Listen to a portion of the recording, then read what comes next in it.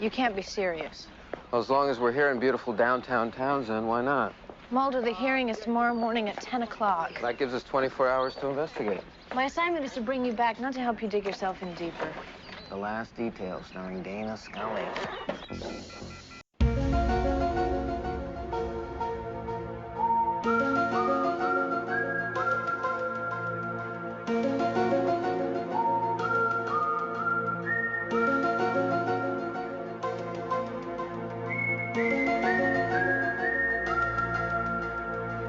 Hello, and welcome to Discovering the X-Files, the podcast in which a newbie, that's me, takes a deep dive into the entirety of Chris Carter's creepy universe, as longtime fans escort me on the journey, a journey filled with paranoid conspiracies and monsters of the week.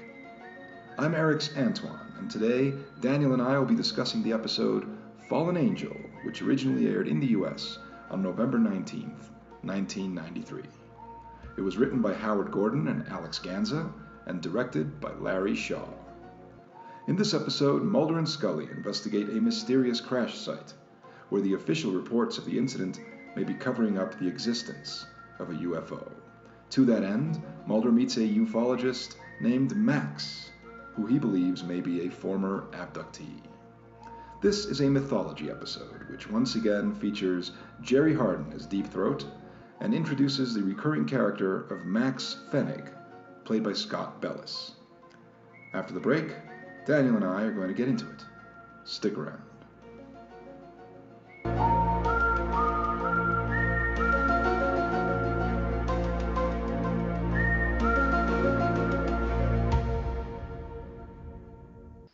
Oh, let me introduce myself. My name is Max Fenig. I'm with the National Investigative Committee of Aerial Phenomenon. NICAP. Can I ask you a question? Go ahead. Did you see anything? Did you get close? Me, I saw nothing. I didn't see anything. Not a zip.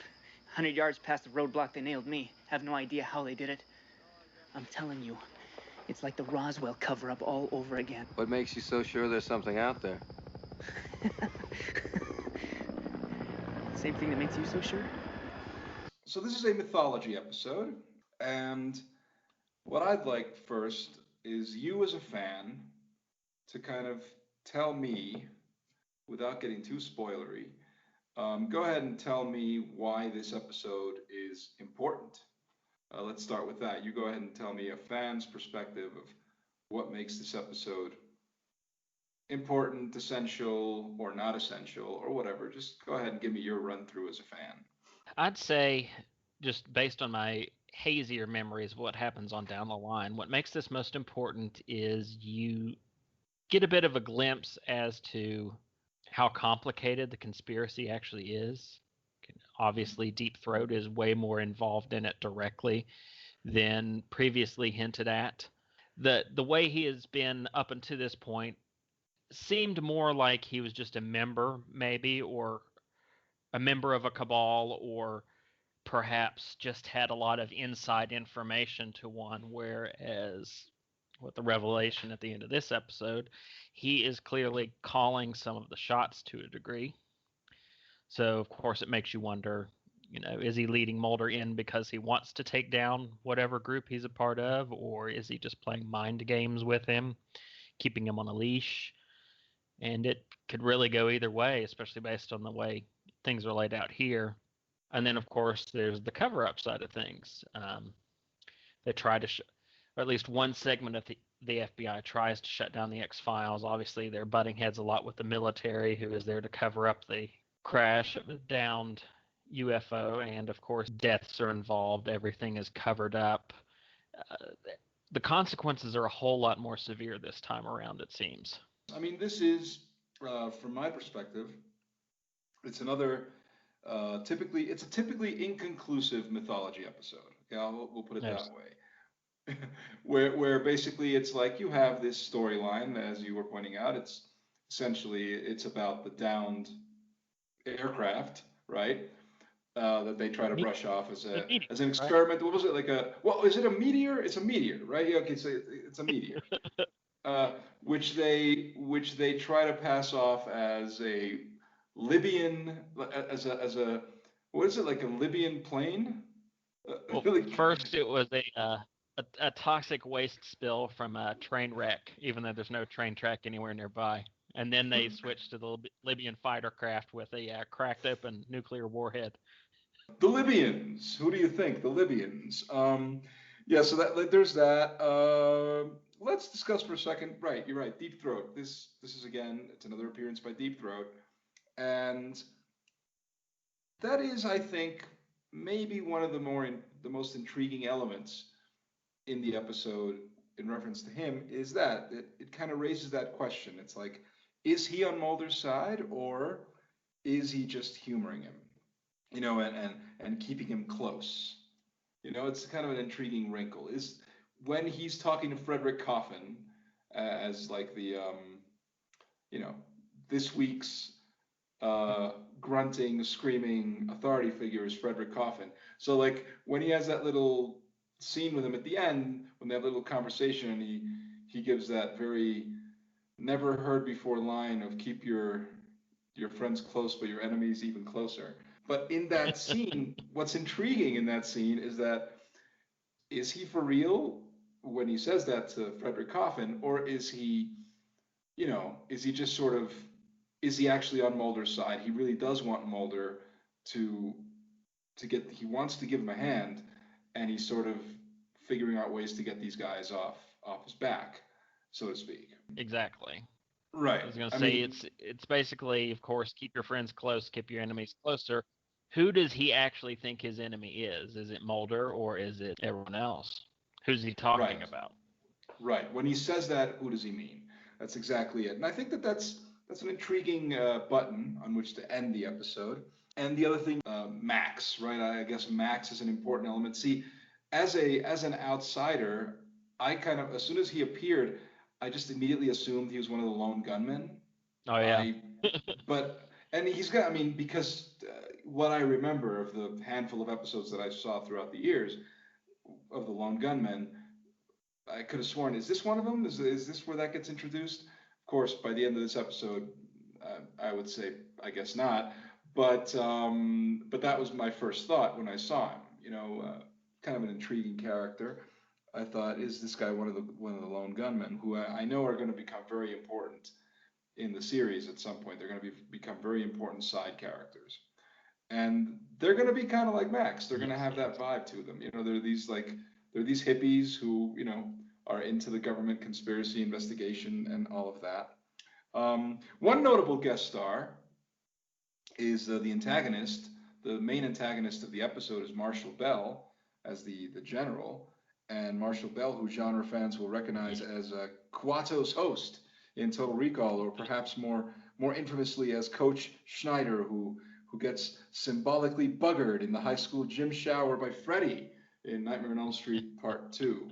I really like Marshall Bell. I think he's a great character actor. He's always good. Oh, yeah. He's good in this episode. He's good at playing characters like this, like authoritarian assholes.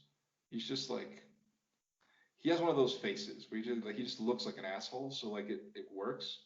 We've had a nice run of those for this last few. Of course, we had Xander Berkeley, and then Ed Lauder, and now we've got Marshall Bell. They're just kind of knocking them out of the park with the character actor choices at this point. Yeah, definitely. That's one thing, like, right off the bat. They were picking really great character actors, like, of the time. And that is one thing. And yeah, I mean, look, as I said before, it's an inconclusive mythology episode that sort of just throws you into things, doesn't give you too much background, and it even is a little bit confusing. Maybe deliberately. I mean, it's trying to create an air of confusion. But ultimately, okay, so it's a meteor crashes, and there's an alien organism, there's an alien life form. Was the alien in the meteor? Like, that's the thing that makes it confusing to me, because it was clearly an aircraft of some kind. Right. And right. But, it's a craft, which they're then saying is a meteor. right? Yes. When they're communicating with each other, and that's the part that's a little bit confusing because you go, okay, so they're telling people, and I guess they're telling people at large that it's, as you were saying, uh, you know, a train, the toxic waste spill from a train. Then they're saying it's a Libyan plane, and then they're saying it's a meteor. But who are they saying all this to? Why don't they just say in the first place that it's a meteor, and just save themselves all the trouble? Because meteors, that happens. It's something normal that happens. So why Yeah. not just say that? I don't know. And then of course what it actually is some little hunched over uh, alien that can zap people with ionized radiation and that is invisible like the Predator. Yeah, well, actually, yeah. To your point about that, so reportedly, Chris Carter, he said that they made the alien that way uh, because what you don't see is scarier. And I'm gonna call bullshit on that one. I mean, how about just we didn't quite have the budget for an elaborate alien suit, and we didn't want it to be some guy running around caked in shit like the Jersey Devil. So we had the ingenious idea to just rip off Predator and just like that. That's what it is. It's the Predator. It's their version of the Predator. It's this like invisible thing that like run, like all of that's kind of cool, I guess. Okay, Yeah, but it works. I mean, it works. It's fine. I'm praising so far. Here we are, 10 episodes in, and the one thing that I'm always praising consistently is that their attention to minimalism, which at the time might have been a budget issue, Yeah. but what it has now lent the show is a quality that allows it to not be too dated. Because since they're not relying on an excessive use of special effects technology, and obviously, which at the time would have been limited, they're not relying too much on that. And so that means that what you see, it's occasionally a little silly, that thing with Max floating in midair or whatever. It's Mhm. occasionally a little bit like, oh, you might giggle at that for a bit, but but it's done in a way that is not too much. So, and that includes here with the Predator running around burning people with radiation. Um, it's fine. It's sort of like you accept it, and you can go ahead and buy into what you don't see is so much scarier than what you do see. Where it's like, it's like you can go ahead and say whatever you want to kind of convince us that that was the reason, Chris Carter, but we know that the truth is that it probably was just that you didn't have money to do anything better. But basically, I mean, that's really all I can say to that end. I think basically, so like Scott Bellis is the actor who plays Mhm. Max, right? And I also I gather he's going to be a recurring character. He will come back at a later time, but it's going to be a little while before we see him. Sure, okay. Because I mean, the thing is, because that's left pretty inconclusive too, Yeah. And so, I mean, maybe at the time, if it's a later time, so I'm assuming it's not this season. I'm No. assuming it's yeah, so like later on. So that's fine. But my point is that that could mean a lot of things. That could mean that at the time that they wrote this, they intentionally left it like that with this, yeah, we'll bring him back at some point. Or at that time they were like, well, who knows? Let's just give it a nice little ambiguous, he disappears and that's it. And Mulder's got his little baseball cap and that's it. He's just this intriguing character that showed up, but he makes a really good impression. He does. And in my opinion, like besides the cool little bit with Deep Throat, let's say, towards the end, that intriguing wrinkle, or Marshall Bell being the antagonist and doing a really good job. I would say that Scott Bellis is probably the strongest element. Yeah, He's the he was. strong. He makes a really good impression. It's very compelling and it keeps you watching.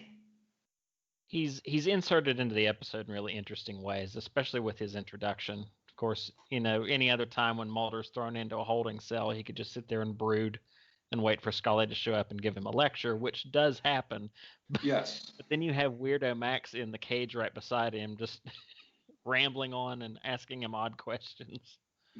Yeah, well, I mean, I think to your point, yeah, because Max is essentially just a device. Mhm. I mean, he's a device to provide exposition. That's what he's there for. That's why he's in the other cell. It's so that Mulder has somebody to shoot exposition back and forth with. And he provides an element that allows Mulder to bring in the whole alien conspiracy thing, the whole alien abduction thing that has kind of been an issue since the pilot. And his sister is connected to that too. So he's really just an exposition machine. But they managed to make him a very compelling character. And so I appreciate that he could have just been a throwaway exposition machine, because that's really his function. But beyond that, they made him, an interesting person. Yeah, he's a well-rounded character. You can infer a lot just from what he says instead of them just making it big speeches. He doesn't know he's an alien abductee, at least not at first. Mulder only figures it out from the clues that he leaves in his discussion about his epilepsy issues, which apparently only started at the age of 10. And whenever he has them, he wakes up in the middle of nowhere and doesn't know where he is. Right. Now, any other time we would think, yeah, sure, okay, that's fine. But of course, it's the X-Files, so you're like, oh. Right. Yeah. Well, that means something. Yeah, it's not just epilepsy. Yeah. I mean, it's that's a good point. I like the fact that he's not aware of that aspect. Like, he's a conspiracy nut. He obviously knows there's something going on and all of that stuff, and he's investigating. He's been smart enough to crack the code. Mulder used his pseudonym, and that whole thing, like, all of that's pretty amusing. It's like funny. It adds new wrinkles to the characters and everything. And I do enjoy that. I like that Mulder wrote a piece for Omni magazine. I like that it's Omni magazine. I just think that that's cool. I think that that's an interesting element. And you go, like, of course Mulder would have written, an essay for Omni magazine. Like it just makes perfect sense that he would have done that. Another interesting wrinkle is, of course, the fact that Mulder figures out, well, he caught this, Max intercepted this transmission from, I guess, the state police, was it? And then yes. And also firefighters after that. But yeah. Mulder's immediate thought is, well, why was he even in the area in the first place to intercept it? And then, of course, we figured out later on that whatever was it implanted into him by whoever has abducted him gives them the ability to control Max to a degree. Right. Yeah, he feels drawn to this location. Yes. Much like Roy Neary, right? I mean, he just feels compelled to go there. Right. And I mean, he's not making mountains out of his mashed potatoes, but he's it's a similar situation because he has had contact. So now, like, it's a similar situation, and I think maybe that would be my main criticism with the episode, is that, like, I wish there was more of that, Yeah. And I know that maybe it's because they're sort of trying to balance the whole alien conspiracy angle. I almost get the sense that the episode, maybe, I don't know if, like, maybe it wanted to be about this, but because just imagine if the whole episode really were about Max. Mm-hmm. Like, that were the case. They were investigating this dude who was, like, going around places and whatever, and they really were focused on him. I think it would be a much more compelling episode because that's such a compelling element of it.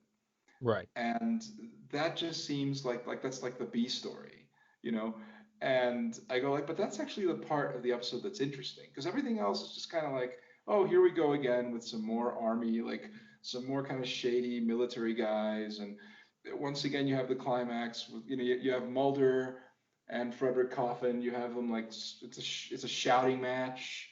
That's what it boils down to. And I'm pretty sure that will become a series staple. Like, I'm not, I don't doubt that there will be more scenes just like that with, like, Mulder and some other authority figure just screaming at each other across a big table and just like, but you don't understand. You know exactly what's going on. No, you don't. And so it's a bit like we're gonna have that repeated, like, many times throughout the series, I'm sure. And it's not all that satisfying, though, because it's sort of like, it's you expect that, it's like you get that, but, like, having a really compelling central character like Max, and if it had really been about that, and I get the sense it's almost like the episode wanted to be about that, but they also felt like, well, no, but we have to we got to focus on this alien conspiracy angle. We got to bring that in. We got to deepen that. And so like they kind of lost the sense of what their episode really should have been about, which I think should have been about Max. Yeah, I was thinking about this one in terms of the way the overall series plays out, not so much in terms of narrative, but in terms of the way they produced episodes in general. This is what, the 9th episode? It's the 10th episode. The 10th. Okay, even better. Nowadays, of course, the schedule might have been a little bit different then, but nowadays you'd be on like mid-season finale territory right here. And I feel like this is the kind of episode that, were it made later into the series run when they had a bigger budget and more wiggling room, or if it was an episode made today, this would have been a two-parter.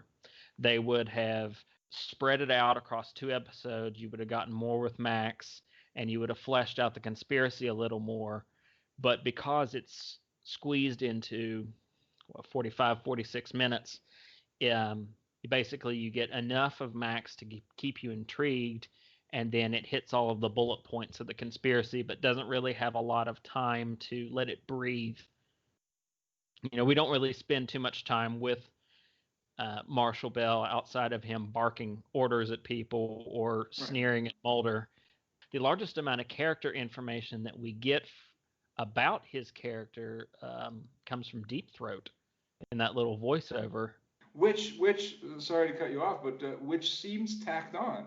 Yeah, it does. It seems like, we don't have enough info about this asshole that's like hanging around. Maybe we should put something in there. What do we do? Let's have Deep Throat just kind of explain it. Okay. Yeah, it seems to me that was a bit tacked on. But go on. Well, that basically I was saying that's really the only true snapshot we get into the way this character's mind might work. You find out that he, used to run rescue missions during the Cold War, probably Black Ops rescue missions to pull soldiers or operatives out of places they weren't supposed to be, which of course is why he is now tasked with finding fallen angels, locating downed aircraft, locking down the conspiracy, and scooping up any extraterrestrial beings that might have either been thrown dead from the crash or might be wandering around the woods. That's a very good point, though.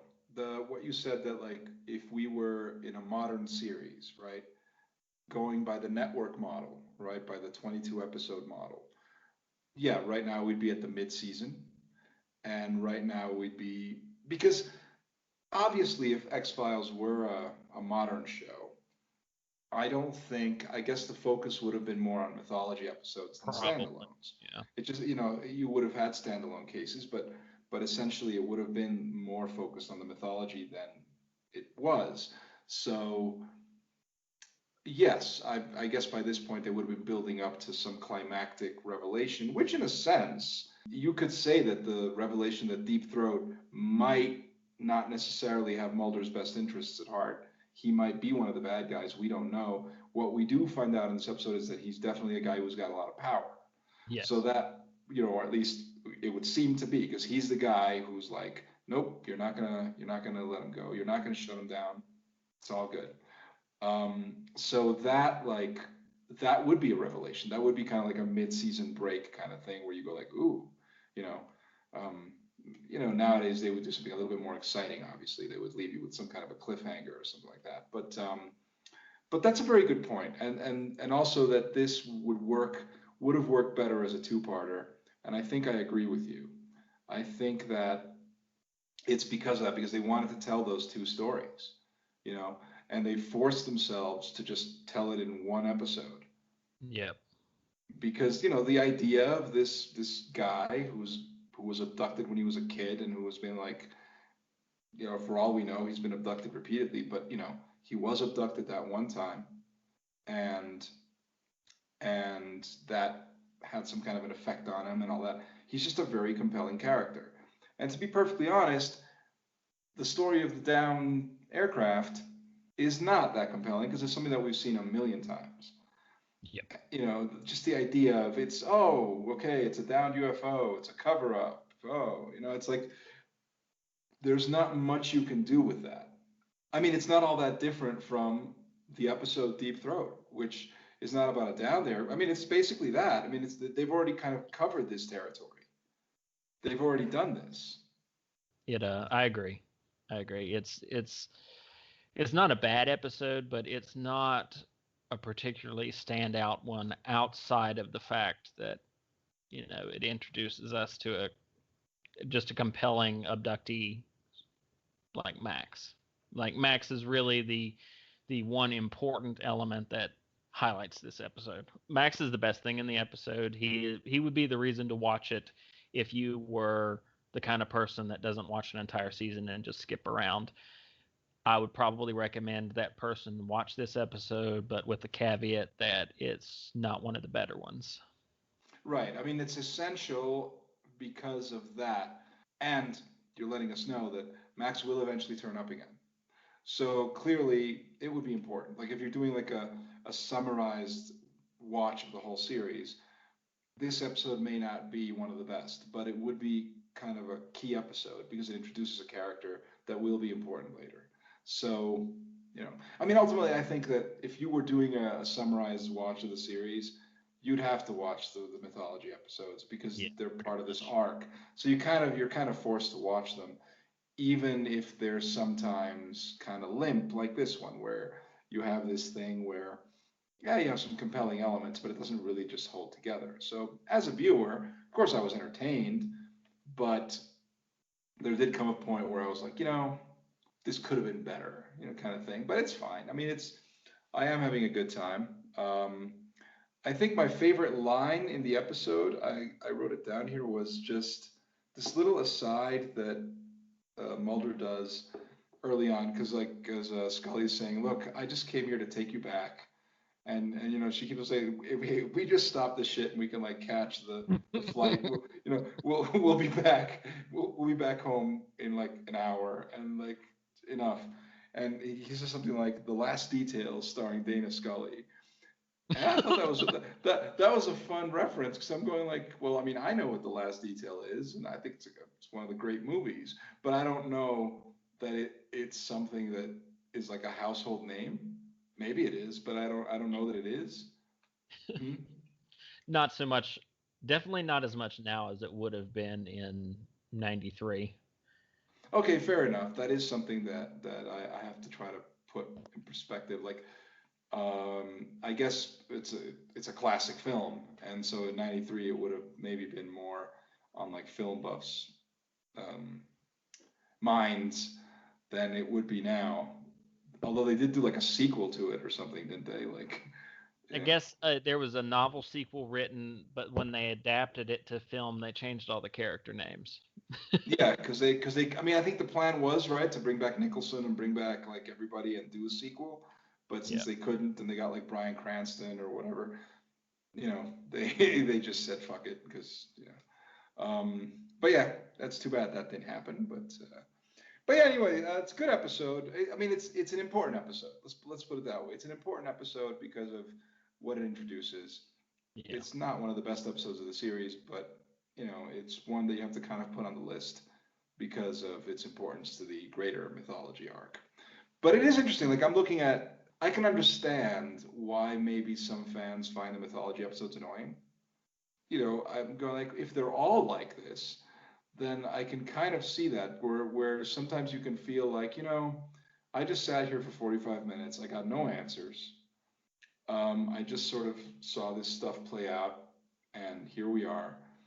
And I can see how some people might be like, is this a waste of my time? Like, you know, I would rather just have a nice tight story, right? Than just this thing that's sort of inconclusive and maybe they'll come back to it. And I mean, that's why I'm saying it works better now that we're used to that sort of thing. You know, Yeah. we're used to serialized television, but back then when it wasn't really the norm, certainly not in these kinds of shows, that somebody who just sort of wants to watch a good sci-fi show and just have a good time for 45 minutes would sit there and be like, oh Jesus, you know. So I can understand why some fans find that a little frustrating, but I do think it's kind of in retrospect.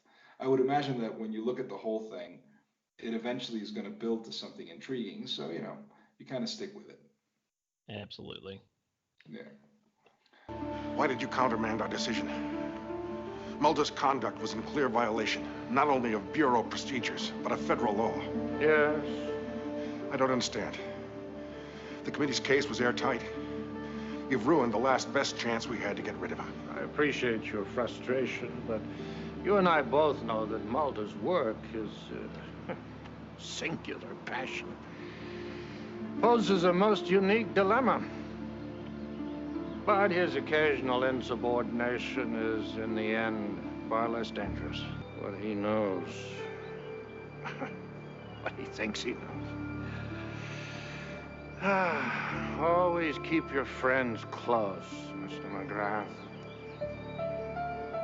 But keep your enemies closer.